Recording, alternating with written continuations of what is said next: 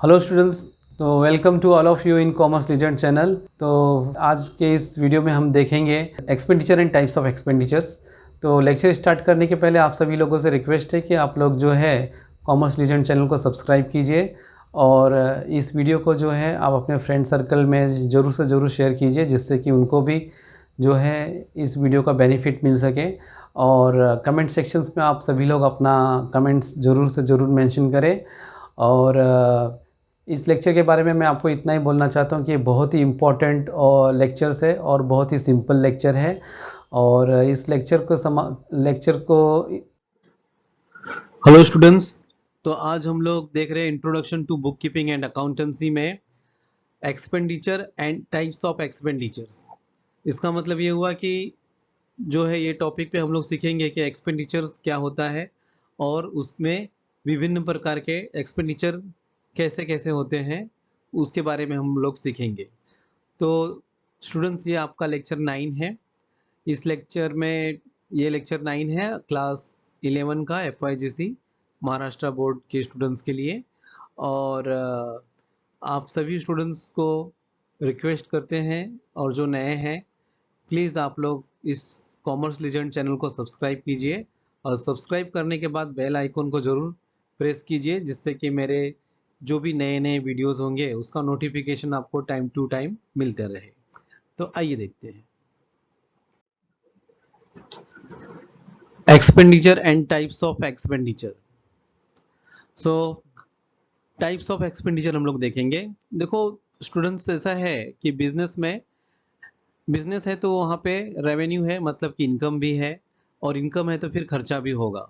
ठीक है, और खर्चा जब होगा तो उसमें अलग अलग टाइप के खर्चे होते हैं। तो आज हम देखेंगे कि ये अलग अलग टाइप के खर्चे क्या होते हैं। ठीक है, तो जब ये एक्सपेंडिचर्स होता है तो उसके रिटर्न्स में जो है हमें कुछ मिलता है, हमें सर्विस मिलता है या प्रोडक्ट मिलता है। ठीक है, तो उसी को हम लोग जो है एक्सपेंडिचर बोलते हैं। ओके, तो इसके अंदर पहला एक्सपेंडिचर है कैपिटल एक्सपेंडिचर। ठीक है, कैपिटल हम लोगों ने प्रीवियस लेक्चर में देखा था। कैपिटल का मतलब ये देखा था हम लोगों ने कि जो बिजनेसमैन ओनर जो अपने घर से पैसा लेके आता है या फिर जो भी पैसा वो अपने पॉकेट से लगाता है बिजनेस को रन करने के लिए इनिशियल स्टेज में, या जब भी उसको ज़रूरत पड़ती है बिजनेस को रन करने के लिए, तो अपने घर से पैसा लेके आता है या अपने खुद के पॉकेट से या कहीं से भी पैसा लेके आता है, तो उसे हम लोग कैपिटल बोलते हैं। तो आज हम लोग कैपिटल एक्सपेंडिचर देखेंगे। ठीक है, तो कैपिटल एक्सपेंडिचर क्या होता है? कैपिटल एक्सपेंडिचर का मतलब होता है कि बिजनेस को रन करने के लिए हमें कुछ एक्सपेंसेस इस टाइप के करने पड़ते हैं जो कि बहुत ज़रूरी होते हैं, लेकिन वो एक्सपेंसेस हमें डेली नहीं करना पड़ता है। ठीक है, जैसे कि किसी भी व्यक्ति को अगर जो बिजनेस स्टार्ट करना है तो उसको उसके पास जो है एक ऑफिस के लिए बिल्डिंग होनी चाहिए, ऑफिस बिल्डिंग होनी चाहिए। फिर उसके बाद जो है कामकाज के लिए उसके पास जो है प्रोडक्ट बनाने के लिए फैक्ट्री प्रीमाइसेस भी होनी चाहिए, मतलब फैक्ट्री भी होनी चाहिए। उसके बाद जो है अभी फैक्ट्री प्रीमाइसेस होने के बाद जो उसको जो है मशीनरी की भी ज़रूरत पड़ेगी। ठीक है, तो ये मशीनरी होगी उसकी। हाँ, तो उसके मशीनरी भी चाहिए। और मशीनरी बनाने के बाद जो है, तो इस तरीके से उसे कुछ एक्सपेंडिचर ऐसे करने पड़ते हैं जो कि उसे बहुत ज़रूरी होता है, जिसके बगैर वो बिजनेस को रन नहीं कर सकता है। लेकिन ये सारे जो टाइप के एक्सपेंडिचर मैंने आपको बताया, ऑफिस बिल्डिंग, फैक्ट्री प्रीमाइसेस और मशीनरी, ये सब क्या होता है? ये सब एक्सपेंडिचर डेली नहीं करना पड़ता है उसे। जो है या तो इनिशियल स्टेज में करना पड़ेगा या टाइम टू टाइम जब उसे ज़रूरत पड़ेगी तब उसे ये करना पड़ेगा, जब बिजनेस में रिक्वायरमेंट होगी। ठीक है, तो ये सारे एक्सपेंडिचर जो है वन टाइम एक्सपेंडिचर्स होते हैं। और यहाँ पे आपको बताया गया है कि एक्वायर फिक्स्ड एसेट्स और to increase the value of fixed assets. इसका मतलब देखते हैं अभी। तो इसका मतलब ये हो गया कि जब भी बिजनेस को रन करने के लिए हम ये सारी चीज़ें खरीदते हैं, तो ये सब आपका क्या हो गया? फिक्स्ड एसेट्स हो गया। फिक्स्ड एसेट्स का मतलब ये होता है कि जो परमानेंट रहेगा। जैसे आपने आपकी बिजनेस को चलाने के लिए ऑफिस बिल्डिंग खरीदा, तो रोज रोज तो आप ऑफिस बिल्डिंग खरीदोगे नहीं, ये आपका वन टाइम एक्सपेंडिचर हो गया। और ये आपका फिक्स्ड एक्सपेंसेस हो गया, ठीक है। फिक्स्ड एक्सपेंसेस हो गया फिक्स्ड एसेट्स के लिए, मतलब कि ऑफिस बिल्डिंग जो है आपका परमानेंट एसेट्स हो गया, परमानेंट प्रॉपर्टी हो गई। ठीक उसी तरीके से फैक्ट्री प्रीमाइसेस और मशीनरी क्या है, ये आपके बिजनेस के अंदर जो है फिक्स्ड एसेट्स हो गया, ठीक है ना। आप बहुत सारी मशीनरी खरीदी करोगे बिजनेस को में जो प्रोडक्ट आपको बनाना है, तो वो मशीनरी क्या हो गई आपके बिजनेस के लिए, जो है एक एसेट्स हो गई, प्रॉपर्टी हो गई, ठीक है। तो कैपिटल एक्सपेंडिचर जो होता है ये एक्वायर करने के लिए होता है, क्या एक्वायर करने के लिए, फिक्स्ड एसेट्स, और to increase the value of fixed assets. और to increase the value of fixed assets का मतलब ये होता है कि किसी बिजनेस के अंदर जो है ऑलरेडी कुछ मशीनरीज बिजनेस में पड़ी हुई है, जिससे जो है वो अपना प्रोडक्ट मैन्युफैक्चर कर रहा है बिजनेसमैन, ठीक है। उसके बाद कुछ नई टेक्नोलॉजी आ गई मार्केट में, उस नई टेक्नोलॉजी को उस मशीन में लगाने से जो उसके पास एग्जिस्टिंग मशीन्स है उसका आउटपुट बढ़ जाएगा, उसका परफॉर्मेंस बढ़ जाएगा, ठीक है। तो उससे क्या होगा, उसका परफॉर्मेंस बढ़ जाएगा, परफॉर्मेंस बढ़ जाएगा तो जो मशीन दिन में suppose 10 number of products manufacture कर रही थी, अब वो जो है 15 नंबर ऑफ प्रोडक्ट्स मैन्युफैक्चर करने लगेगी, ठीक है ना। तो इससे क्या होगा कि जो ओल्ड मशीन था उसका उसका वैल्यू क्या हो जाएगा, इंक्रीज हो जाएगा। हाँ, well increase the value of fixed assets, ठीक है। तो जो है ऐसे एक्सपेंसेस, जो एक्सपेंसेस करने से कंपनी का जो एग्जिस्टिंग एसेट्स है उसका वैल्यू बढ़ जाता है, ठीक है। जैसे कि ये फैक्ट्री प्रीमाइसेस भी है, फैक्ट्री प्रीमाइसेस के आजू बाजू में कुछ हमने जो है खर्चा किया करके जो है रोड का कंस्ट्रक्शन वगैरह कर दिया, जिससे कि लॉजिस्टिक्स वगैरह जो है ट्रांसपोर्टेशन फैसिलिटी जो है अच्छी हो गई, ठीक है। तो अच्छी होने से ये फैक्ट्री प्रीमाइसेस का क्या होगा, इसका वैल्यू बढ़ जाएगा, ठीक है ना। तो ऐसे एक्सपेंडिचर्स, ठीक है, को हम क्या बोलते हैं, कैपिटल एक्सपेंडिचर कहते हैं। ओके, अच्छा, अभी कैपिटल एक्सपेंडिचर जब आप करेंगे तो इसका बेनिफिट्स आपको काफ़ी लंबे समय तक मिलेगा, ना कि कुछ समय के लिए। जैसे मैंने office building, factory premises, machinery ये सब मैंने परचेस किया है, तो जब तक ये मशीन खराब नहीं हो जाती है, ठीक है, तब तक तो मुझे इसका बेनिफिट मिलेगा। और मशीन जो है 6 महीने में, 1 साल में खराब नहीं होने वाली है, ये सालों साल तक, 10-15 साल तक तो चलेगी, ठीक है। वैसे ही जो फैक्ट्री प्रीमाइसेस ऑफिस बिल्डिंग है, इसका बेनिफिट मुझे बहुत लंबे समय तक मिलने वाला है, परमानेंट मिलेगा। इसी के लिए यहाँ पे वर्ड यूज किया गया है फिक्स्ड एसेट्स, ठीक है। तो इसका बेनिफिट क्या होता है, हमें लंबे समय के लिए मिलता है। ओके, और दूसरा ये यहाँ पे आपको बताया जा रहा है कि non recurring in nature. Non recurring in nature का मतलब ये होता है कैपिटल एक्सपेंडिचर का, जो है capital expenditure non recurring in nature होता है। इसका मतलब क्या हुआ कि ये सारे जो एक्सपेंसेस आप करेंगे, ठीक है, ये बार बार नहीं होता है, मतलब कि रोज रोज हम ऑफिस बिल्डिंग फैक्ट्री प्रीमाइसेस खरीदने वाले नहीं है, ठीक है। मशीनरी भी जो है एक बार आप खरीदी करोगे, उसके बाद रोज रोज आप मशीनरी खरीदी करने वाले नहीं हो, तो ये नॉन रिकरिंग इन नेचर होता है, ठीक है। तो इस तरीके से हमने देखा कैपिटल एक्सपेंडिचर। उसके बाद नेक्स्ट है रेवेन्यू एक्सपेंडिचर, ठीक है। तो रेवेन्यू एक्सपेंडिचर का मतलब क्या होता है, रेवेन्यू एक्सपेंडिचर का मतलब ये होता है कि जो भी normal day to day operating expenses होता है बिजनेस को रन करने के लिए, कुछ खर्चे ऐसे होते हैं जो कि आपको नॉर्मली करने ही होंगे, ठीक है। तो ऐसे एक्सपेंसेस को हम लोग रेवेन्यू एक्सपेंडिचर कहते हैं, और इसे रेवेन्यू एक्सपेंडिचर के हेड में ही रिकॉर्ड करना पड़ेगा, आई मीन टू से लिखना पड़ेगा। तो रेवेन्यू एक्सपेंडिचर जो होता है ये normal day to day operating, operating मतलब होता है कि बिजनेस को रन करने के लिए, चलाने के लिए, ऑपरेट करने के लिए बिजनेस को, ये एक्सपेंडिचर आपको करना ही पड़ेगा। तो ऐसे एक्सपेंडिचर जो जो बिजनेस को रन करने के लिए बहुत जरूरी है, और वो डे टू डे रोज होता है, ठीक है। तो ऐसे एक्सपेंडिचर को हम रेवेन्यू एक्सपेंडिचर बोलते हैं। जैसे कि आपके बिजनेस के अंदर जो है डेली जो है वर्कर आएंगे, काम करेंगे, तो उनको सैलरी देनी पड़ेगी, ठीक है। तो ये जो सैलरी एक्सपेंसेस है ये डेली बेसिस पे हो गया।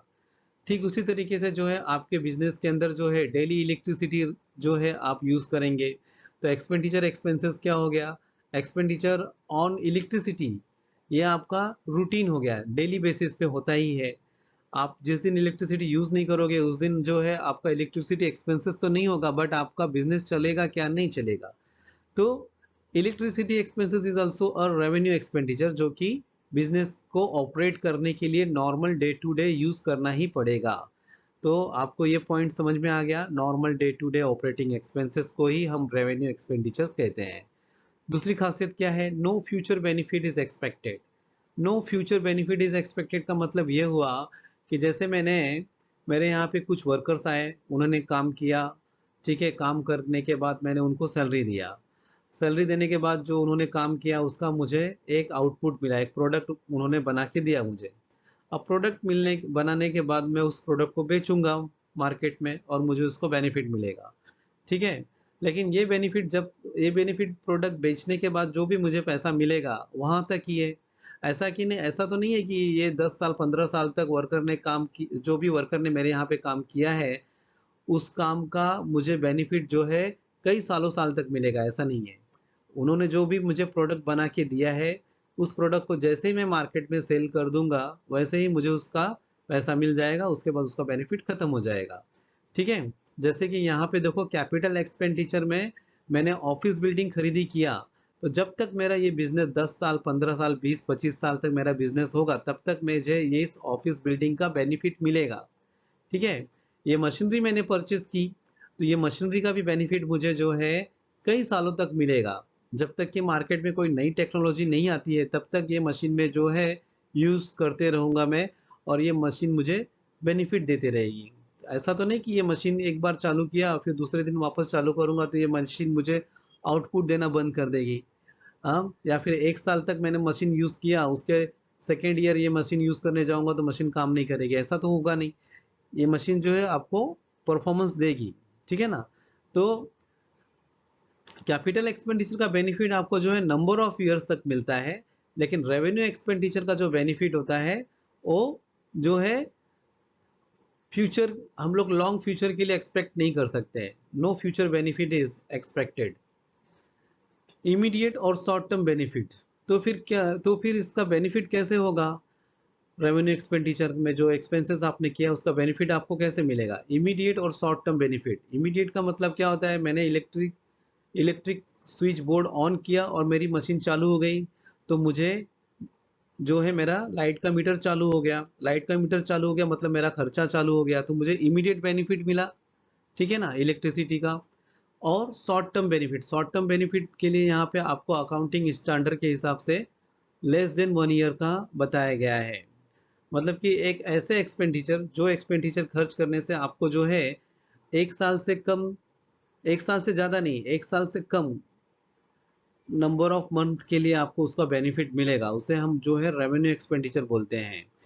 फॉर एग्जांपल, जैसे कि मैंने जो है एक यूनिफॉर्म दिया अपने वर्कर को, मैंने मेरे फैक्ट्री में जो वर्कर काम कर रहे हैं उसको मैंने, उन लोगों को मैंने एक यूनिफॉर्म दिया। तो यूनिफॉर्म जो है 6 महीना या 7 महीना या फिर 10 12 महीना, 12 महीना तो नहीं, एक कपड़ा जो लोग डेली पहन के काम करेंगे वो 6 महीना 7 महीना या 9 महीने तक तो चलेगा। लेकिन ऐसा आप बोलेंगे कि वो कपड़ा जो यूनिफॉर्म उन्होंने पहना है वो नेक्स्ट ईयर भी वो लोग पहनेंगे, ऐसा नहीं, तब तक तो कट कट जाएगा, फट जाएगा, हाँ, काफ़ी खराब हो जाएगा, ठीक है। तो जो है रेवेन्यू एक्सपेंडिचर में जो है जो भी एक्सपेंडिचर आप करोगे उसका बेनिफिट जो है आपको लेस देन 1 ईयर तक ही रहता है। नॉर्मली आप लोग अपने घर में भी जो कपड़े बना के पहनते हो वो भी जो है 1 साल से ज़्यादा नहीं पहनते हो, जैसे कि आप लोग स्कूल में पहनते थे, ठीक है। तो ये इसका जो बेनिफिट होता है रेवेन्यू एक्सपेंडिचर का वो लेस देन 1 ईयर रहेगा। 1 ईयर से ज़्यादा बेनिफिट अगर जो आपको उस एक्सपेंसेस का मिल रहा है then it is not a revenue expenditure, ठीक है। तो हमें जो है अगर जो रेवेन्यू एक्सपेंडिचर फाइंड आउट करना है तो ये आपको देखना पड़ेगा, या तो उसका बेनिफिट आपको तुरंत मिले, इमीडिएट मिले, या फिर लेस देन 1 ईयर तक उसका बेनिफिट होना चाहिए। 12 महीने से ज़्यादा उसका बेनिफिट आपको नहीं मिलेगा। अगर जो फिर भी मिल रहा है then it is not a revenue expenditure, ठीक है। अच्छा, दूसरा आइडेंटिफिकेशन का तरीका क्या है, not increase profit earning capacity. मतलब क्या, मतलब कि अगर जो मैंने मेरे वर्कर को जो है यूनिफॉर्म दिया पहनने के लिए, सबको पैंट शर्ट दे दिया मैंने। मैंने यहाँ पे 5,000 वर्कर काम कर रहे हैं, सबको मैंने यूनिफॉर्म दे दिया, ठीक है। तो उससे क्या होगा, उससे जो है एक यूनिफॉर्मिटी दिखेगी, सब लोग जो है एक ही कपड़ा पहन के काम करेंगे, ठीक है। एक लुक आ जाएगा आपके जो है फैक्ट्री के अंदर कि सब लोग एक ही यूनिफॉर्म पहने हुए हैं। लेकिन इससे क्या आपका अर्निंग कैपेसिटी बढ़ेगा क्या? ऐसा तो नहीं कि चलो यूनिफॉर्म पहनने के बाद अभी आपका प्रोडक्ट जो है, पहले 10,000 प्रोडक्ट बिक रहा था, अभी आपका प्रोडक्ट जो है 15,000 बिकने लगेगा, ठीक है। तो ऐसा तो नहीं होगा।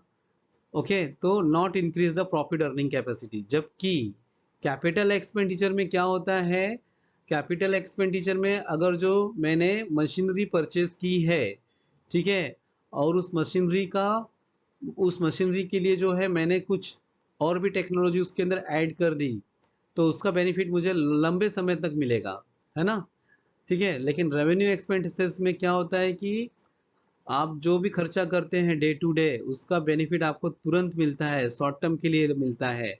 और उस एक्सपेंसेस से आपका कोई प्रॉफिट अर्निंग करने की जो क्षमता है उसमें कोई बढ़ोतरी नहीं होगी। Next one is debit side trading account और profit and loss account. Students, अभी तक आप लोगों को डेबिट साइड क्या होता है नहीं मालूम है। ट्रेडिंग अकाउंट का मतलब आपको मालूम हो, इतना मालूम है कि ट्रेडिंग का मतलब होता है बाइंग एंड सेलिंग। और प्रॉफिट एंड लॉस अकाउंट मतलब कि मैं आपको यहाँ पे जस्ट आप ऐसा समझिए कि एक फॉर्मेट है, उस फॉर्मेट में जो है लेफ्ट हैंड साइड को डेबिट साइड बोलते हैं। तो जितने भी रेवेन्यू एक्सपेंडिचर्स होते हैं, water expenses, electricity expenses, uniform expenses, ऐसे जो डे टू डे एक्सपेंसेस होते हैं ना, normal day to day operating expenses, इनको हम बुक्स ऑफ अकाउंट्स में कहाँ लिखेंगे? या तो ट्रेडिंग अकाउंट में लिखेंगे, या फिर प्रॉफिट एंड लॉस अकाउंट का एक पेज होता है उस पे लिखेंगे, और वो लेफ्ट हैंड साइड में लिखेंगे। लेफ्ट हैंड साइड को हम लोग डेबिट साइड बोलते हैं। स्टूडेंट्स, अभी आप टेंशन मत लीजिए, हमको ये जो टर्म्स है debit side, trading and profit and loss account, ये हमको आगे डिटेल में मिलने वाला है। फिर आगे आपको दिया गया है एग्जाम्पल, रेंट। रेंट हर महीने आपको देना है, सैलरी आपको हर महीने देना है, वेजेस आपको हर महीने देना है। ओके, सो ये हो गया आपका revenue expenditure. Next one is deferred revenue expenditure. Deferred revenue expenditure का मतलब क्या होता है वो देखते हैं अभी हम लोग। Benefit of this expenditure not exhausted with in 1 year. मतलब क्या कि ऐसे एक्सपेंसेस जो आप कर तो दोगे तुरंत, लेकिन उसका जो बेनिफिट है वो एक से ज्यादा ईयर तक आपको मिलेगा, ठीक है।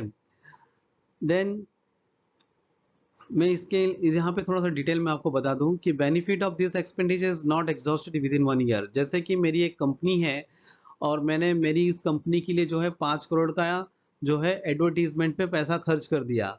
तो 5 करोड़ रुपया मैंने जो एडवर्टीजमेंट पे खर्चा किए कर दिया है, it is a big expenses. अगर जो ये पूरा एक्सपेंसेस जो मैं एक ही साल में दिखा दूं, तो उसका बेनिफिट तो मुझे जो है नंबर ऑफ ईयर्स तक मिलेगा। आज मैंने 6 महीना तक जो है मैंने टीवी पे एडवर्टीजमेंट किया, और उसके ऊपर जो है सपोज मैंने 5 करोड़ रुपया खर्च कर दिया है, तो ये 5 करोड़ रुपया तो मेरा 6 महीने में मेरे बुक्स में रिकॉर्ड अगर जो मैं करता हूँ एज अ एक्सपेंसेस करके, तो उससे क्या होगा, मेरी प्रॉफिट जो है तुरंत गिर जाएगी। लेकिन लेकिन हकीकत क्या है कि ये 5 करोड़ रुपया जो एडवर्टीजमेंट पे मैंने खर्च किया है, ये लोग देखेंगे 2 महीने 3 महीने के बाद या नेक्स्ट ईयर, जो है लोगों के दिमाग में ये रहेगा कि हाँ भाई, ये टीवी पे एडवर्टीजमेंट आ रहा था इस कंपनी का 6 महीने तक, तो लोगों के दिमाग में रहता है, ठीक है।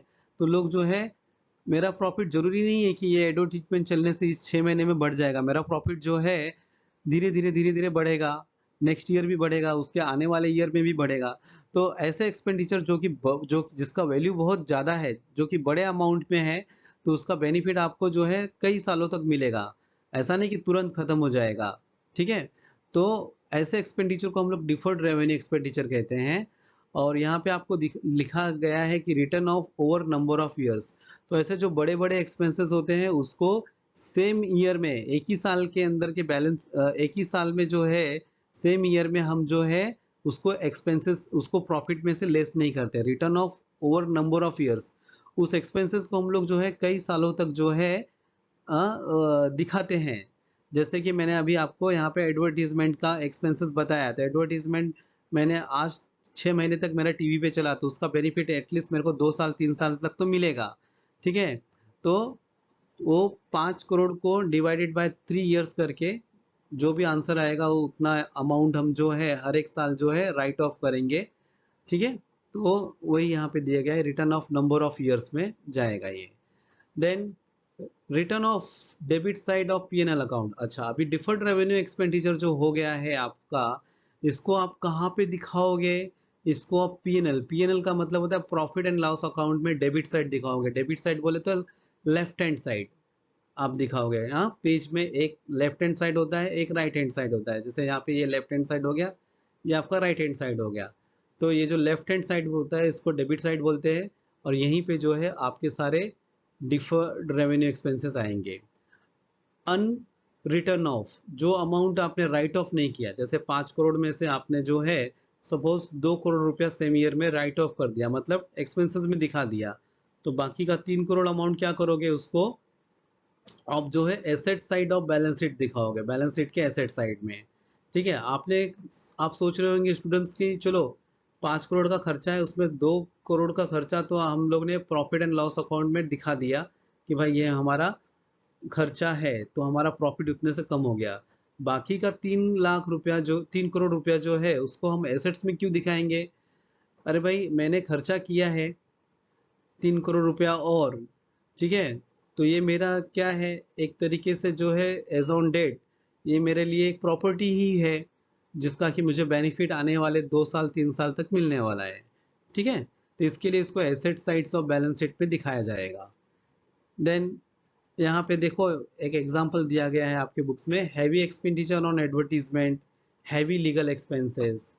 ठीक है, हैवी लीगल एक्सपेंसेस का मतलब क्या हो गया कि सपोज आपका जो है कोई प्रॉपर्टी है जो कि किसी ने धोखे से ले लिया है, तो उस प्रॉपर्टी को पाने के लिए आपने बहुत सारा लीगल प्रोसीजर किया, बहुत सारे कोर्ट में यहाँ वहाँ गए, कई वकील को हायर किया, और वकील लोगों की फीस जो है पर हावर के बेसिस पे रहती है।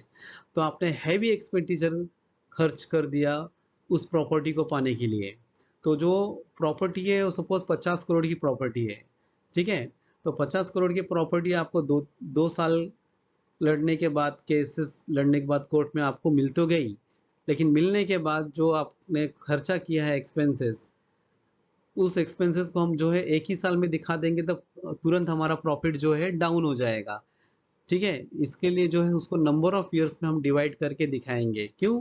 क्योंकि जो प्रॉपर्टी आपको जो है कोर्ट में डिस्प्यूट थी और वो सॉल्व होने के बाद में आपको मिली है, वो प्रॉपर्टी का वैल्यू काफ़ी हाई है और उसका बेनिफिट आपको नंबर ऑफ ईयर्स तक मिलने वाला है। जब आपको बेनिफिट नंबर ऑफ ईयर्स तक मिलेगा तो एक्सपेंसेस भी जो है आप सेम ईयर में दिखा नहीं सकते हो, अदरवाइज आपका प्रॉफिट क्या होगा, डाउन हो जाएगा। और प्रॉफिट डाउन हो गया मतलब आपका जो प्रॉफिट के ऊपर इनकम टैक्स भरना है वो काफ़ी कम आएगा, तो गवर्नमेंट को क्या मिलेगा, कुछ नहीं मिलेगा। ठीक है, गवर्नमेंट को कम अमाउंट मिलेगा। इसलिए इनकम टैक्स का लॉ ऐसा कहता है कि ऐसे बड़े बड़े एक्सपेंसेस को जो है आप नंबर ऑफ ईयर्स में दिखाइए।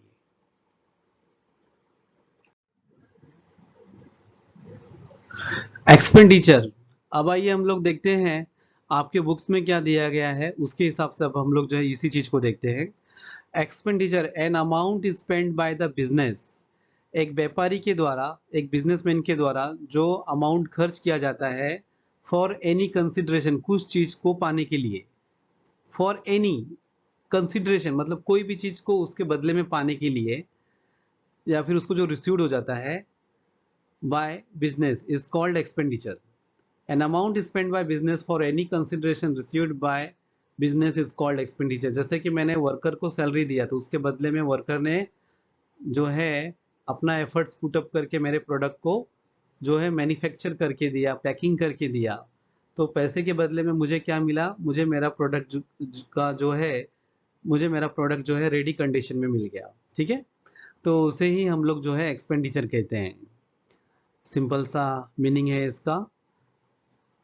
Second one is capital expenditure. This expenditure is incurred to acquire fixed assets। मतलब कि अगर जो आपको अपने बिजनेस को रन करने के लिए अगर जो आप कोई भी एक्सपेंडिचर करते हो जो कि जिससे कि आपको फिक्स्ड एसेट्स मिलता है, फिक्स्ड एसेट्स का मतलब ये होता है कि आपको जो है,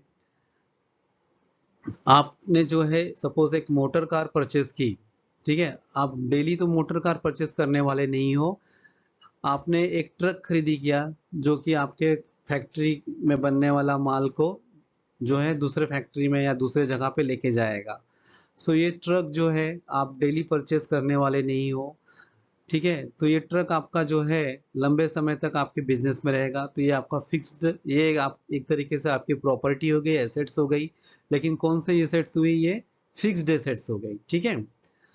तो यहाँ पे आपको दिया गया है कि this expenditure is incurred to acquire fixed assets, fixed assets को एक्वायर करने के लिए, और to increase the value of fixed assets, या फिर जो है जो आपके पास एग्जिस्टिंग फिक्स्ड एसेट्स है उसका वैल्यू इंक्रीज हो जाता है। जैसे कि मैं आपको एक बहुत ही बेस्ट एग्जांपल देता हूँ, जैसे कि मेरे ऑफिस में जो है 10-15 लैपटॉप है, और वो लैपटॉप जो है 1 GB रैम का था। अब मैंने उसको जो है 5 GB 4 GB रैम में डाल दिया, तो उसका परफॉर्मेंस बढ़ गया। लेकिन परफॉर्मेंस बढ़ा तो मेरा पैसा भी खर्च हुआ, ठीक है। तो इस तरीके से मेरा जो फिक्स्ड एसेट्स जो था उसका परफॉर्मेंस बढ़ गया, ठीक है। लैपटॉप मैंने जो पहले खरीदी करके रखा था वो मेरा एसेट से, मेरे बिजनेस के लिए एसेट से, तो उस एसेट्स की वैल्यू जो है बढ़ गई। क्यों? क्योंकि मैंने वहाँ उसकी जो रैम कैपेसिटी थी वो मैंने चेंज कर दी, ठीक है। सो उसे इसे भी हम इस तरीके के एक्सपेंडिचर को भी हम क्या कहेंगे, कैपिटल एक्सपेंडिचर कहेंगे। It gives the benefit for a long period of time and it is non recurring in nature.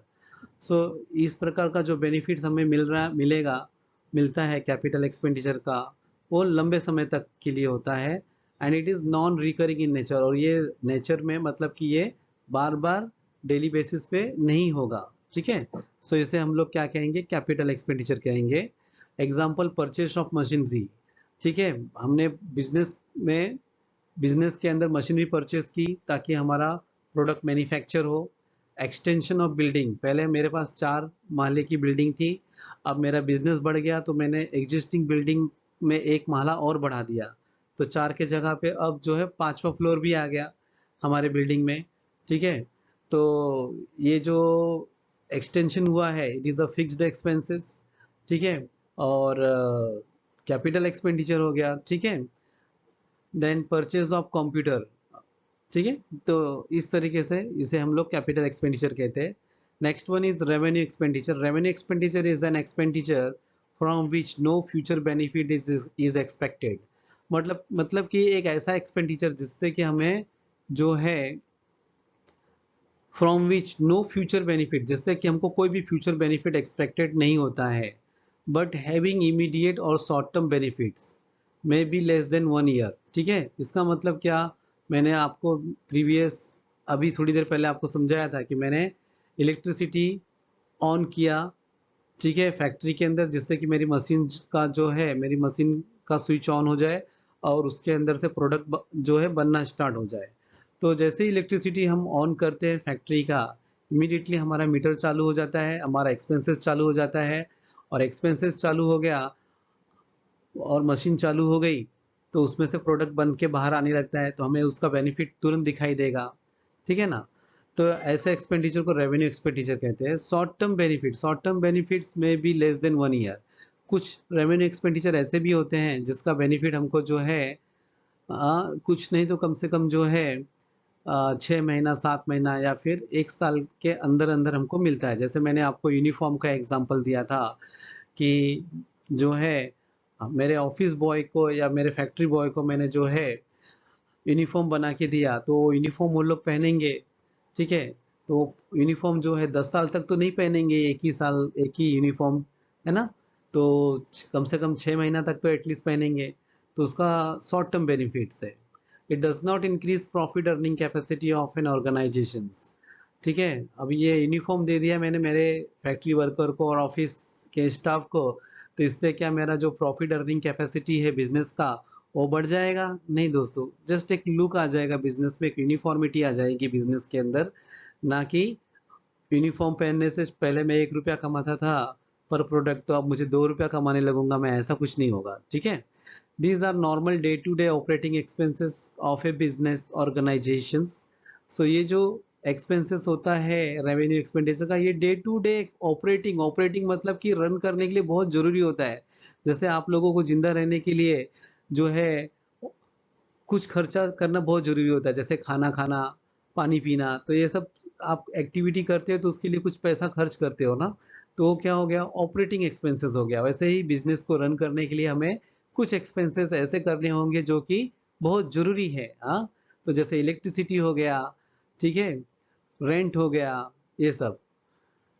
And appear on the debit side of trading account. Debit side का मतलब ये होता है कि left hand side of trading account. Trading account का मतलब होता है कि एक ऐसा पेज होता है जिसको हम लोग ट्रेडिंग अकाउंट बोलते हैं, उस पेज को, या फिर प्रॉफिट एंड लॉस अकाउंट बोलते हैं। और उसका जो लेफ्ट हैंड साइड होता है उसे डेबिट साइड कहा जाता है। और वहाँ पे इस प्रकार के जितने भी, इस प्रकार के बोले तो रेवेन्यू एक्सपेंडिचर टाइप के जितने भी एक्सपेंसेस को हम सेग्रीगेट करेंगे वहाँ पे उसे लिखेंगे। फिलहाल तो आप trading account, profit and loss account को सिर्फ इतना ही समझो कि इट इज़ यह एक टेबल है और उस टेबल के लेफ्ट हैंड साइड को हम डेबिट साइड बोलते हैं। इन डिटेल में हम लोग trading account and profit and loss account के बारे में देखेंगे आगे के लेक्चर में। पूरा एक टॉपिक है trading account and profit and loss account के ऊपर। आगे बढ़ते हैं फ्रेंड्स। सो एग्जांपल दे रहा है आपको यहाँ पे रेवेन्यू एक्सपेंडिचर का। रेंट पेड, रेंट जो है हर महीने पेड किया जाता है, चाहे वो गाड़ी का रेंट हो या फिर ऑफिस बिल्डिंग का रेंट हो, ठीक है, या मशीन का रेंट हो, जो कि हमें हर महीने पे करना पड़ता है, ठीक है। सैलरी हमें वर्कर को हर महीने पे करनी पड़ती है। वेजेस जो है फैक्ट्री वर्कर्स को हर महीने पे करनी होती है, ठीक है। तो ये सारे जो एक्सपेंसेस होते हैं इसे हम लोग रेवेन्यू एक्सपेंडिचर कहते हैं। क्यों कहते हैं? क्योंकि रेंट का बेनिफिट हमको तुरंत मिलता है। रेंट आप दे रहे हो तभी तो आप उसके प्रीमाइस, तभी तो जो है आप उस प्रीमाइसेस को, उस मोटर व्हीकल को यूज कर रहे हो। आप सैलरी पे कर रहे हो तभी तो वर्कर आपके यहाँ पे काम करेगा, ठीक है। तो रेवेन्यू एक्सपेंडिचर हो गया। Then next one is deferred revenue expenditure. Deferred revenue expenditure ये भी मैंने आपको पहले एक्सप्लेन कर दिया था। अब आइए बुक के हिसाब से देखते हैं। An expenditure which is basically revenue in nature but benefit of which is not exhausted within 1 year is called as deferred revenue expenditure. एक ऐसा एक्सपेंडिचर जो कि रेवेन्यू इन नेचर होता है, रेवेन्यू इन नेचर होता है बोलते ये सेकेंड वन के जैसा ही होता है, लेकिन उसका बेनिफिट क्या होता है, is not exhausted with in 1 year. एक साल में उसका बेनिफिट जो है खत्म नहीं हो जाता है। तो ऐसे डिफर्ड रेवेन्यू एक्सपेंडिचर को, जो ऐसे ऐसे एक्सपेंसेस को हम डिफर्ड रेवेन्यू एक्सपेंडिचर कहते हैं। Such expenditure is return of over number of years, ठीक है। Such return of amount is shown on debit side of profit and loss account and unwritten amount is shown in asset side of the balance sheet। ये सब मैंने आपको पहले वाले lecture में बता दिया था। और यहाँ पे उसका एक एग्जांपल दिया गया है, heavy expenditure on advertisement, heavy legal expenses, ठीक है। सो जैसे कि किसी ने मुझे बताया कि आपका कंपनी का प्रोडक्ट बहुत अच्छा है, आप थोड़ा सा पैसा एडवर्टीजमेंट पे खर्च कीजिए तो आपको इसका काफ़ी अच्छा रिजल्ट आएगा। तो अगर जो मैंने अगर जो मेरे कंपनी के प्रोडक्ट का एडवर्टीजमेंट टीवी पे दे दिया था, इसका ये मतलब नहीं कि लोगों ने जो है अभी अभी मेरे कंपनी का प्रोडक्ट का एडवर्टीजमेंट टीवी पे देखा और फटाक से थैली उठा के चले आए और खरीद लिया मेरा प्रोडक्ट। ऐसा तो होगा नहीं। आज एडवर्टीजमेंट देखेंगे, कल देखेंगे, कोई महीने भर तक देखेंगे, 2 महीने 3 महीने तक देखेंगे। उसके बाद फिर वो लोग जो है दिवाली के टाइम पे या कोई फेस्टिवल के टाइम पे घर से बाहर निकलेंगे और फिर मेरा प्रोडक्ट खरीदेंगे। और मेरा प्रोडक्ट अच्छा परफॉर्म किया तो हो सकता है कि जो है वो लोग बाद में भी मेरे प्रोडक्ट को खरीदे। तो इस प्रकार से मैं ये बोलना चाहता हूँ कि मैंने जो टीवी एडवर्टीजमेंट के ऊपर जो बड़ा सा अमाउंट खर्च किया है उसका बेनिफिट मुझे ऑन द स्पॉट तो नहीं मिलेगा, बट इन फ्यूचर में मुझे उसका बेनिफिट डेफिनेटली मिलने वाला है। तो इसलिए जो है हैवी एक्सपेंडिचर, जो हाँ टीवी पे एडवर्टीजमेंट देते हैं तो वहाँ पे बहुत बड़ा अमाउंट लगता है, ठीक है। तो ऐसे ऐसे बड़े बड़े अमाउंट जिसका कि बेनिफिट हमें ऑन द स्पॉट तो नहीं मिल रहा है बट इन फ्यूचर में अवश्य मिलेगा, जिसे हम डिफर्ड रेवेन्यू एक्सपेंडिचर कहते हैं। हैवी लीगल एक्सपेंसेस, ठीक है। जैसे कि किसी ने आपके आपके कंपनी कुछ प्रोडक्ट बना रही है और उस प्रोडक्ट का किसी ने डुप्लीकेट प्रोडक्ट बना दिया, तो आपने उस डुप्लीकेट प्रोडक्ट बनाने वाले के ऊपर केस फाइल कर दिया, ठीक है, शूट फाइल किया आपने उस डुप्लीकेट कंपनी के ऊपर। तो जो है फिर केस फाइल करने के बाद कोर्ट में केस कई सालों तक चलेगा, बहुत लंबा एक्सपेंसेस आपका खर्च हो जाएगा। लेकिन जिस दिन आप कोर्ट में केस जीतोगे, तो जीतने के बाद उस कंपनी ने जितना भी पैसा कमाया है डुप्लीकेट प्रोडक्ट बना के, सबका सब आपको मिल जाएगा। ठीक है। सो इस तरीके से हम लोग जो है हमारा expenditure and types of expenditure lectures को एंड करते हैं। और friends, thanks for watching this video, and thanks for watching for commerce legend channel। और एक बार आप लोगों से रिक्वेस्ट है, जो स्टूडेंट्स इस चैनल पे नए हैं, इस चैनल को ज़रूर से ज़रूर सब्सक्राइब कीजिए, और सब्सक्राइब करने के बाद बेल आइकन ज़रूर प्रेस कीजिए, जिससे कि आपको जो है इस कॉमर्स लेजेंड चैनल पे जो भी नए नए वीडियोस अपलोड होंगे उसका नोटिफिकेशन टाइम टू टाइम सबसे पहले मिलता रहेगा। और आप लोग इस चैनल को जो है लाइक कीजिए, और कमेंट सेक्शंस में आप लोग ज़रूर लिखिए आपको कैसा लगा ये लेक्चर्स। और आपके फ्रेंड सर्कल्स में जो है आपके फ्रेंड्स के साथ इस वीडियो को ज़रूर से ज़रूर शेयर कीजिए। तो thanks for watching this commerce legend channel. Lecture को देखने से आपको ये आइडिया आ जाएगा कि जो बिज़नेस में बहुत सारे एक्सपेंडिचर्स होते हैं उसको कौन सी जगह पे कौन सी ग्रुप में लिखना है। तो आइए देखते हैं। तो स्टूडेंट्स, ये था हमारा expenditure and types of expenditure lecture. तो ये लेक्चर्स देखने के बाद होप्स हो कि आपको जो है अच्छी तरह से समझ में आ गया होगा कि वेरियस एक्सपेंडिचर को जो है कौन कौन से ग्रुप में कहाँ कहाँ पे कैसे कैसे लिखना है। और कोई भी एक्सपेंडिचर्स आपको दिया जाएगा तो उसे आप कैसे आइडेंटिफाई करेंगे कि ये कैपिटल है, कि रेवेन्यू है, कि डिफर्ड रेवेन्यू एक्सपेंडिचर्स है। ठीक है। तो इस तरह इस लेक्चर्स को सीखने के बाद से आपको जो है filling the blanks, match the columns और ऑब्जेक्टिव टाइप में जो है कहीं ना कहीं ज़रूर से ज़रूर ये एग्ज़ाम में आपके पूछा जाएगा। और आपके प्रैक्टिकल लाइफ में भी ये जो है बहुत ही ज़रूरी है कि आप बिज़नेस के एक्सपेंडिचर को जो है आइडेंटिफाई करके उसको सही जगह पे लिख सको। तो thank you for watching commerce legend channel. एक बार जाने से पहले फिर आप लोगों से रिक्वेस्ट है कि आप लोग जो है कॉमर्स लीजेंड चैनल को ज़रूर से ज़रूर सब्सक्राइब करें और बेल आइकॉन दबा के जो है इसे अपने फ्रेंड सर्कल में जो है सर्कुलेट करें, और इस वीडियो को लाइक करें, और कमेंट सेक्शंस में आप लोग अपना कमेंट्स ज़रूर से ज़रूर लिखें।